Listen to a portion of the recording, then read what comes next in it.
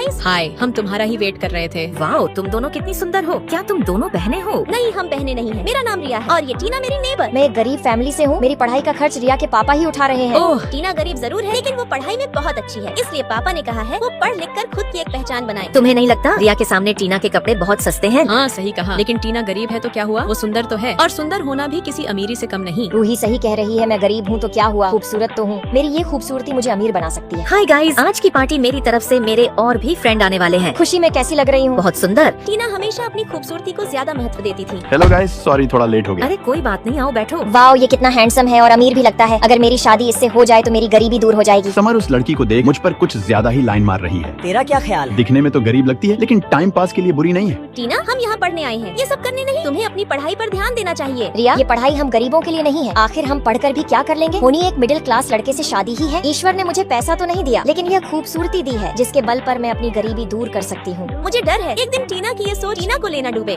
दोस्तों, मैं हॉस्टल छोड़ रही हूँ। टीना, ये तुम क्या बोल रही हो? रोहन मेरा बॉयफ्रेंड बन गया और अब से मैं उसी के ही साथ रहूंगी। टीना, इन सब में पढ़कर अपनी पढ़ाई मत छोड़ो, अपनी ग्रेजुएशन ही काम आती है। रिया, मेरी खूबसूरती ही काफी है मुझे अमीर बनाने के लिए। रिया, जाने दो उसे। काश टीना समझ पाती, खूबसूरती एक जाल है, बर्बादी पक्की है। ग्रेजुएशन कंप्लीट हो गया, लेकिन टीना उस दिन के बाद कभी हॉस्टल वापस नहीं आई।